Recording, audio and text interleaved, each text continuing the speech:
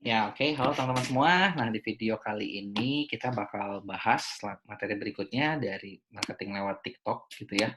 Yaitu kita sekarang bakal bahas gimana sih caranya supaya teman-teman bisa punya ide konten yang nggak ada habisnya gitu. Karena kenapa? Karena kebanyakan orang gitu ya ketika mulai bangun sosial media yang paling sering kena itu adalah stuck, nggak tahu mau bikin apa, terus akhirnya nggak bikin apa-apa.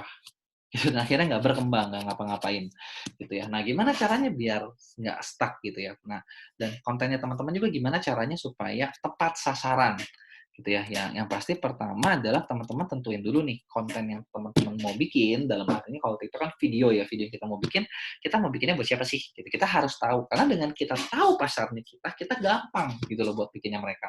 Gimana cara nentuinnya? Ini contoh ya. Ini adalah cara simpel buat nentuin apa yang mau kita bikin. Misalnya, kita harus tahu dulu nih, pasar kita tuh buat siapa sih? Kita bikin video ini buat siapa? Gitu. Harus spesifik, harus jelas. Siapanya ini lagi kenapa? Gitu. Terus mereka mau jadi apa dan rintangannya apa? Gitu. Jadi kita harus tahu nih, ini adalah 4 pertanyaan yang teman-teman perlu tanyain sebelum bikin bahan, sebelum bikin tema. Setelah ini gampang, gitu ya. Nah, terus gimana? Contoh misalnya, balik ya, tadi ke sebelumnya saya pernah bahas pelangsing, konten saya adalah buat ibu rumah tangga yang kenapa? Yang gendut, kenapa? Karena di rumah aja jadi gendut gitu kan, nggak bisa keluar, nggak pernah kemana-mana, gitu kan. Nah, terus mereka mau apa? Mereka udah jelas nih, mereka mau kurus. Kan jelas banget ya, impiannya pengen kurus, pengen turun berat badan, pengen balik lagi cantik gitu misalnya. Nah, sekarang gini, apa yang mereka harus lakuin supaya mereka kurus? Kan kita bisa kira-kira nih, pertama, atur pola makan. Ya, bahasa kerennya diet, bener nggak? Gimana caranya mereka harus diet? Itu kan harus dipikirin. Terus kedua, oh, kalau orang diet biasanya ya ngitung kalori, bener nggak? Kalorinya dihitung, olahraganya dihitung, bener nggak? Aktivitasnya mungkin dihitung, diatur, gitu kan. Nah, itu kan beberapa hal yang perlu, yang ibaratnya yang menghambat mereka supaya jadi kurus. Bener nggak? Ya. Nah, sekarang gini, dari pola-pola tersebut bisa nggak kita kembangin jadi bahan? Ya sebenarnya bisa. Contoh, misalnya nih, ini ibu rumah tangga ya tadi, satu ibu rumah tangga, mereka mau ngatur pola makan, gitu ya, mereka mau ngatur pola makan.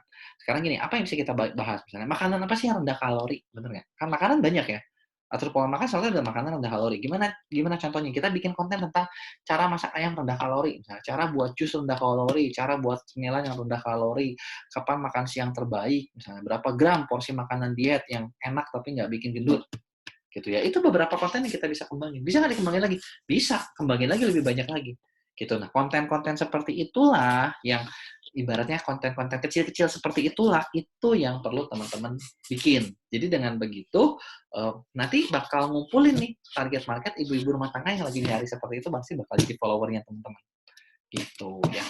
Nah, setelah kita tahu nih, kita bisa kembangin lebih banyak lagi. Ini cara ngembanginnya, namanya heksagonal, metode heksagonal. Gitu ya. Gimana caranya? Pertama, teman-teman buat minimal 6 topik utama yang memang teman-teman bisa bahas gitu loh untuk membantu orang tersebut mencapai apa yang mereka mau gitu ya. Kalau bisa 6 nih. Nah, terus udah gitu masing-masing topik dibuat 4 anakannya. Nanti per anakan dibuat 4 lagi. Gimana caranya? Gitu ya. Nah, maksudnya gimana sih? Ya kita langsung ya. Ini saya ambil contoh yang lain, pendekatan yang lain. Misalnya, ini tema yang saya mau bahas adalah bisnis. Siapanya buat siapa nih? Buat mahasiswa yang mau apa? Misalnya dia mau punya usaha sendiri. Ada nggak rintangannya? Banyak sebenarnya, bener nggak? Rintangannya apa? Satu, kalau orang mau buka bisnis, ya pasti dia harus punya modal. Perlu bisa bikin produk, perlu bangun tim bisnis, perlu bisa ngurus izin, perlu bikin ngurus pajak, perlu bisa service customer, perlu marketing gitu ya, bisa pemasarannya dan lain-lain. Banyak nih anakannya ini. Dapat nggak saya 6? Dapat gitu ya. Lebih malah, bener nggak? Ya kalau lebih bagus gitu loh. Kalau kurang, kalau bisa jangan, supaya topiknya berkembang. Nah, terus dari sini saya pilih satu. Saya pilih misalnya tentang bagian marketing. Marketing saya kembangin ya. Yang lain dibikin nggak? Ya dibikin juga. Yang lain juga jangan sampai nggak dibikin gitu ya. Tapi ini saya contohnya di video ini adalah marketingnya. Nah, buat marketing gimana gitu ya? Marketing itu kan bisa dibagi, bisa Instagram marketing, bisa TikTok marketing, marketplace, Facebook, SEO, Google gitu ya. Ini baru yang ngomongin online ya, belum yang offline juga bisa gitu kan, banyak nih gitu kan cara-cara strategi marketing gitu ya, bisa pakai SPG misalnya ya, tambahin lagi gitu. Nah, sekarang gini, Instagram marketing dan sebagainya dibagi lagi nggak? kan dibagi lagi ya, bener nggak? Nah, kita bahas lagi. Contohnya ini saya ambil contoh dari Instagram marketing. Gimana caranya supaya bikin story-nya maksimal, bagus. Gimana caranya buat bio Instagram yang bagus. Cara buat post yang mancing interaksi, cara milih influencer kalau mau endorse misalnya. Saya bikin nih beberapa topik ini. Nah, topik-topik ini saya bikin video-video TikTok-nya, gitu ya, video-video pendeknya. Inilah yang saya post. Gitu. Dengan begitu bakal ngumpulin nih orang-orang yang mau hal itu pasti bakal jadi follower saya ujung-ujungnya. Gitu ya. Nah, selain itu supaya banyak gimana? Kita bisa bikin jenis yang berbeda untuk menyegarkan. Gitu. Jadi nggak cuma ngasih tahu nih, caranya gini ya, nggak gitu juga. Gitu. Contoh, misalnya nih, di sini ya, saya ada satu bahasa tentang cara buat postingan yang menarik interaksi, misalnya. Kan kita bisa bikin, ini loh cara bikin postingan yang menarik informasi, caranya adalah A, B, C, D. Saya bikin kayak gitu. Itu satu video. Terus nanti kapan saya bikin lagi?